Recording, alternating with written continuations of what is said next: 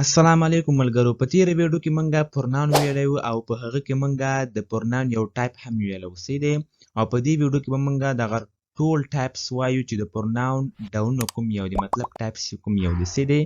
ډېر زیات اسانه دی، باید تاسو دا ویډیو تر اخره پورې وګورئ. ښه ملګرو، په دې کې زموږ لومړنی دویم ټایپ چې ده هغه موږ سره ریفلیکسیو پروناون ده.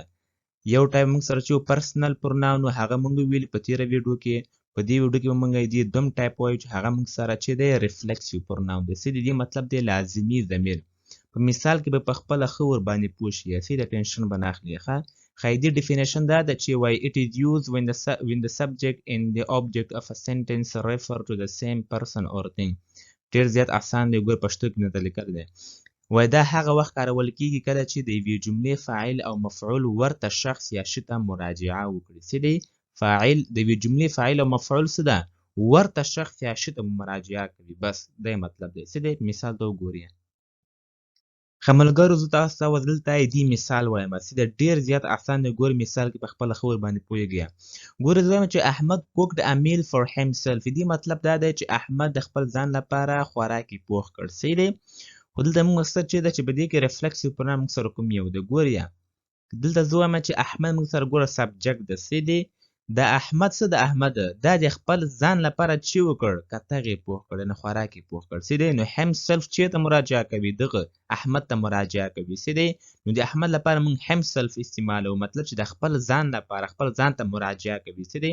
نو دا بیا زه تاسو ته وایم که نه چې مطلب چې زه یم چې د ما لپاره مطلب زه چېرته مراجعه کوم، داسې د جنۍ لپاره، د هغه لپاره، د مونږ لپاره، دا ټول زه درته وایم د ریفلیکسیو پروناون. څه دی؟ په خپله ورباندې ښه پوهېږئ. اول دا مثال ته وګورئ. څه دی؟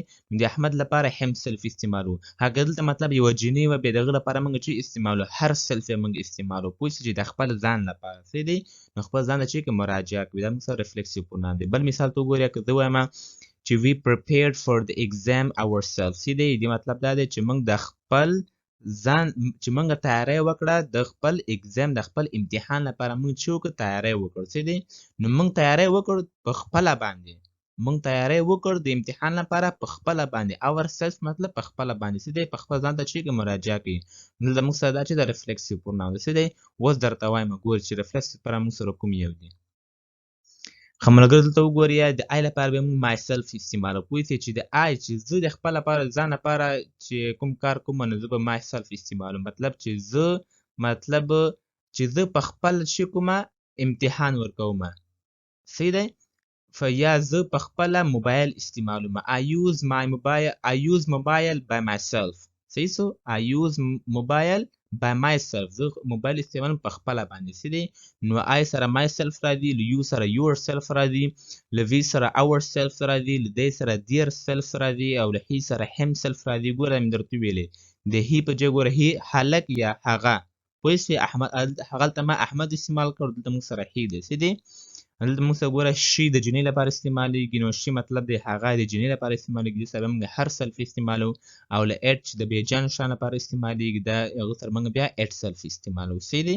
دا موږ سره چې څو دا موږ سره ریفلیکسیو پروناون دی. څه دی؟ اوس راځو مخکې ځو.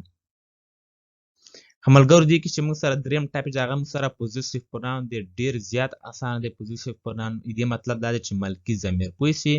ملکي نه به خپله پوه شوي چې خپل ځان ملکیت ښیي. پوه شئ؟ چې یو شی په چی پورې تړاو لري. څه دی؟ د هغه په ملکیت کې وي. ګورئ ډیفینیشن ته وګورئ. it is used to show that something belongs to whom. څه دی؟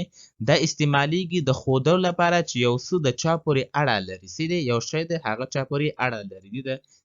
دې لپاره موږ بیا پوزیسیو پروناون استعمالوو. څه دی؟ مثال کې په خپله ښه ورباندې پوهېږئ. ګورئ دلته مې تاسو ته دې معنا هم ولیکله. څه دی؟ چې دا هغه وخت استعمالیږي چې دا استعمالیږي د ښودلو لپاره چې یو څه د چا پورې اړه لري. څه دی؟ د هغه په ملکیت کې وي. ښه ملګرو مثال ته وګورئ. اول مثال موږ سره دا دی چې this pen is mine. ګوره this pen دا قلم is mine زما دی. څه دی؟ this pen is mine دا قلم زما دی. دا قلم ما پورې اړه لري، ما پورې تړاو لري. څه دی؟ نو دا موږ سره چې پوزیسیو پروناون دا mine. دا بیا درته وایم چې موږ سره کوم یو موږ سره پوزیسیو پروناون دی. څه دی؟ ښه بل ته وګورئ. that book is yours. هغه کتاب ستا دی، هغه تا پورې تړاو لري. څه دی؟ هغه کتاب ستا دی مطلب هغه تا پورې تړاو لري. نو yours دلته موږ سره چې د پوزیسیو پروناون ده. بل ته وګورئ. this mobile is hers. this mobile is hers. دا موبایل د هغې دی. دا hers چې ما استعمال کړو دا موږ د جنۍ لپاره استعمالوو، د ښځې لپاره استعمالوو. څه دی؟ دلته موږ سره پوزیټیو پروناون دی. دا ما تاسو ته مثالونه ویلي او اوس درته وایم چې دا موږ سره کوم یو دی. څه دی؟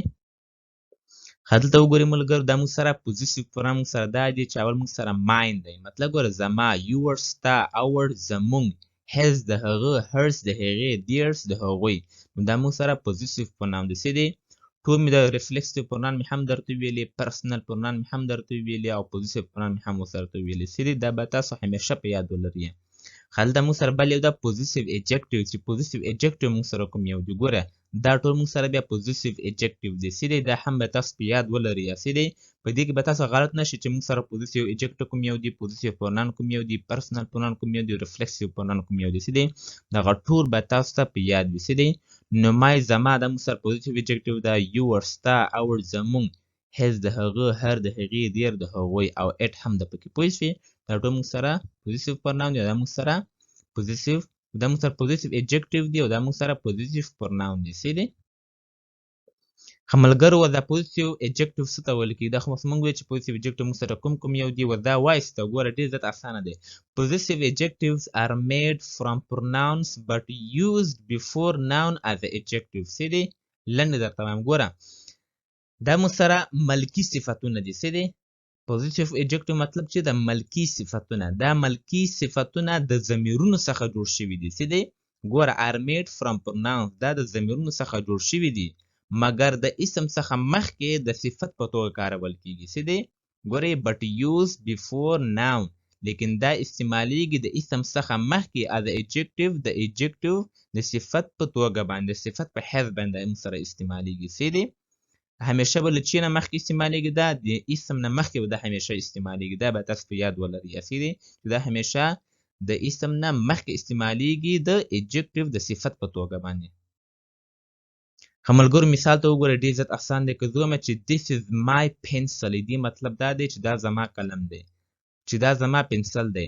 او که زه ووایم چې this pencil is mine دې مطلب چې دا پنسل زما دی. څه دی؟ ګوره دواړه یوه معنا ورکوي. this is my pencil دا زما پنسل دی او this pencil is mine دا پنسل زما دی. پوه شوې؟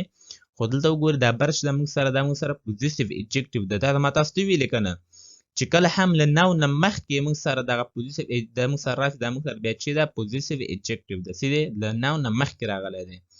او چې کله هم په اخیره کې راځي هغه موږ سره بیا چې دی پوزیټیو پروناون دی. څه دی؟ پوزیټیو پروناون دی.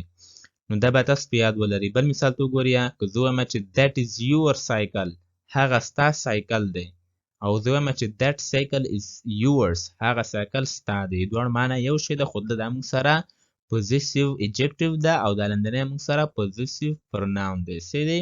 نو مطلب مې لنډ دا دی چې تاسو ته باید دا پته وي که نه چې موږ سره پوزیټیو ایجکټیو کوم یو دی، پوزیټیو پروناون موږ سره کوم یو دی، موږ سره پرسنل پروناون کوم یو دی، موږ سره ریفلیکسیو پروناون کوم یو. دا ټول باید تاسو په یاد ولرئ. ښه دا ګرامر ګور ډېر زیات مهم دی. ښه دې باید تاسو لیک سوچ وکړئ او حتما یې زده کړئ.